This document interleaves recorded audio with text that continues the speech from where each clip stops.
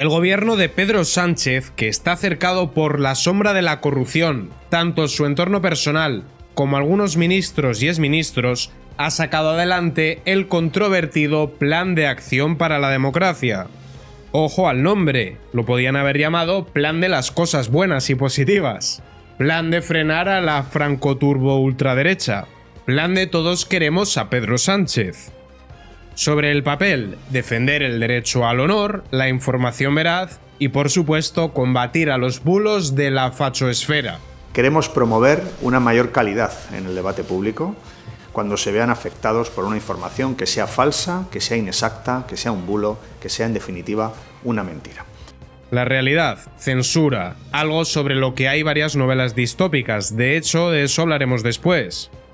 También hablaremos de otros países que tienen leyes parecidas, pero primero vamos a empezar por ver en qué consiste esta ley. El anteproyecto hace tabla rasa respecto a la norma actual. De sus 7 artículos, el Ejecutivo pretende reformar los 7. No les gustaba ni el encabezado. Como tampoco les gusta la libertad de expresión. Tampoco creo que le guste que se haya informado sobre la gestión del Ejecutivo sobre la gota fría. El artículo 20 de la Constitución se conoce que tampoco les agrada. Se reconocen y protegen los derechos a expresar y difundir libremente los pensamientos, ideas y opiniones mediante la palabra, el escrito o cualquier otro medio de reproducción. El artículo 19 de la Carta Universal de los Derechos Humanos también parece molestar. Todo individuo tiene derecho a la libertad de opinión y de expresión. Este derecho incluye el de no ser molestado a causa de sus opiniones, el de investigar y recibir informaciones y opiniones, y el de difundirlas, sin limitación de fronteras, por cualquier medio de expresión. Según Bolaños, su propuesta pasaría por cambiar el derecho a la rectificación. Afectaría a los medios de comunicación tradicionales, así como a los digitales a los que el gobierno llama pseudomedios, y también a los usuarios relevantes de las redes sociales. Twitter, YouTube, Facebook, etc. Y otros usuarios de gran relevancia, es decir, con muchos seguidores en redes sociales, se dedican a mentir todos los días y a propagar bulos todos los días. Y por tanto creo que los ciudadanos de este país tenemos derecho a defendernos de los buleros profesionales. También se reformarán 4 leyes orgánicas, la del derecho al honor, la del derecho de rectificación, la del régimen electoral general y el Código Penal. Y aquí es tentador pensar que es por nuestro bien y que está de maravilla apartar todo ese contenido que no sea veraz. El problema es que va a ser el gobierno quien va a determinar qué es verdad y qué es mentira. Y aquí algún socialista o progresista podría estar frotándose las manos y pensando te jodes por facha. Ya, pero esta ley seguirá ahí cuando haya un cambio de gobierno. Y puede ser tentadora la idea de que censuren al que piensa diferente, pero el cuchillo corta en ambas direcciones. Pensad que este es el gobierno de los bulos, es el gobierno de las balas dentro de sobres, es el gobierno de la insumisión química, es el gobierno del bulo del culo y el de Malasaña, es el gobierno del no va a haber indultos, no va a haber amnistía, con Podemos no, con Bildu tampoco. Es el gobierno de no vamos a subirle los impuestos a las clases medias y a las clases trabajadoras. Este gobierno no va a subir los impuestos ni a la clase media ni a la clase trabajadora. Y es que el tema de la regulación de la libertad de expresión ha sido abordado en numerosas novelas que ya nos advertían de lo peligroso que es censurar. En 1984, de George Orwell, ya nos hablaban de esto. Existía un gran hermano, un ministerio de la verdad, que se dedicaba a censurar.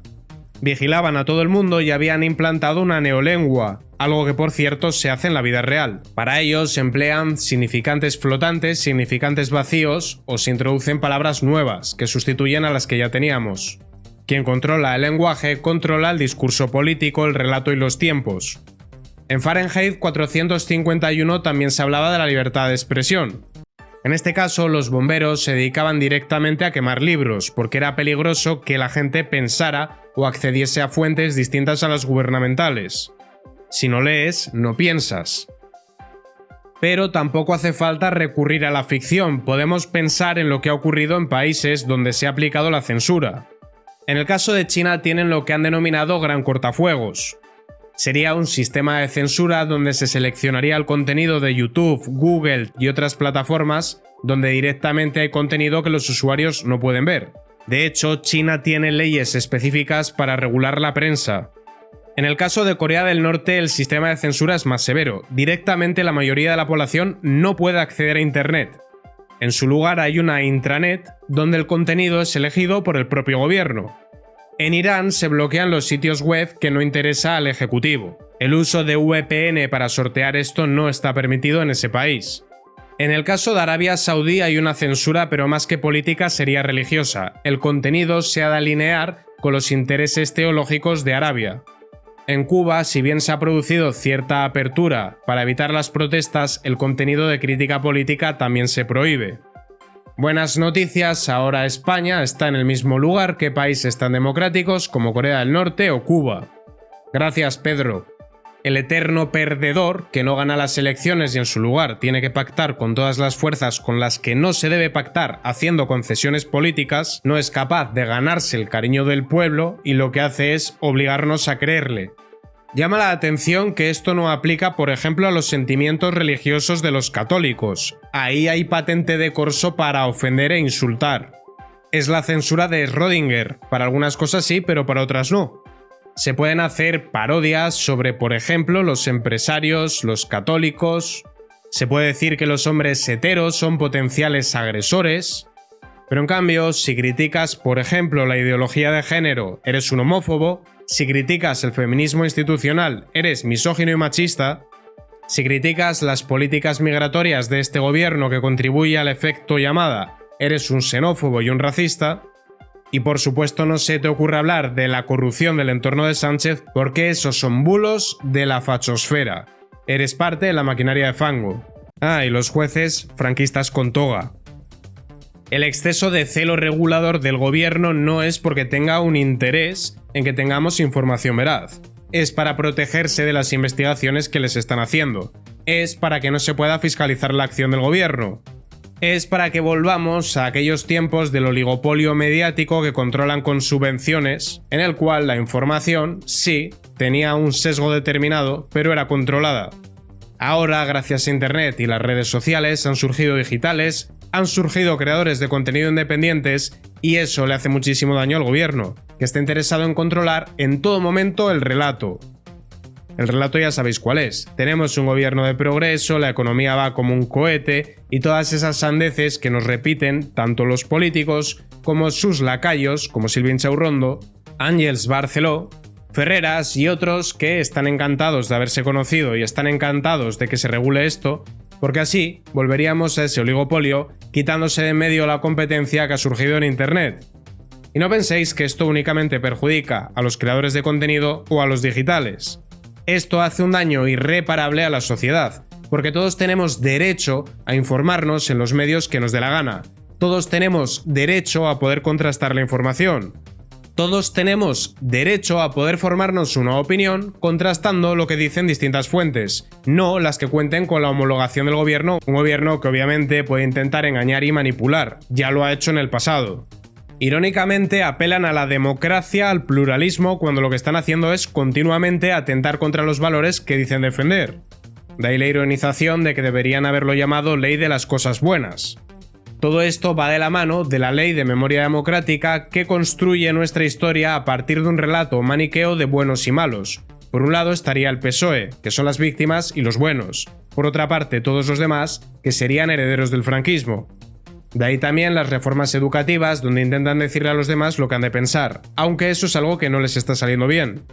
Los jóvenes, por naturaleza, son rebeldes, y por ello, cuando les impones estas ideologías woke, se rebelan contra ellas.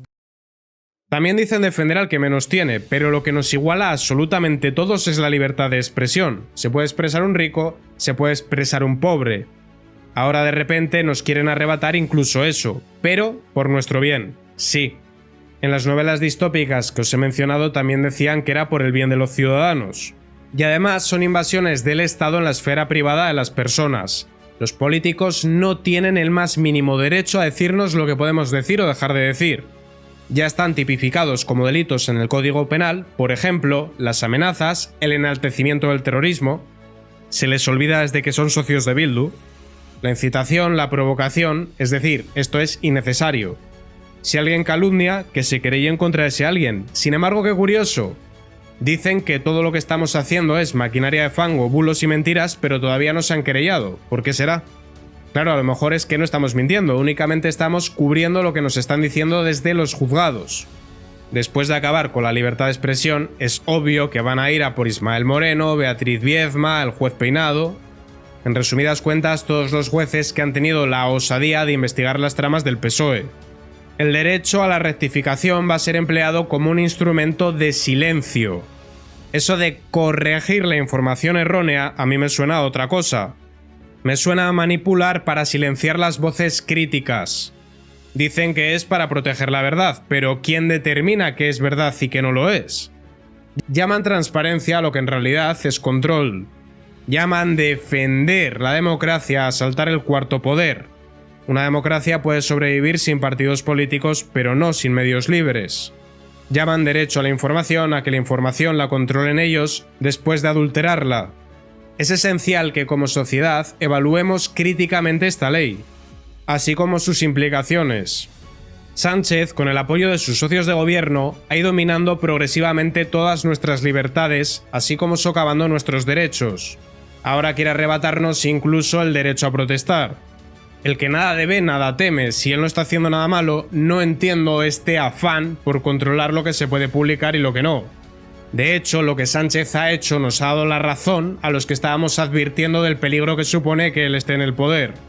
Quiere, comportándose como un tirano, evitar que le llamemos eso, tirano.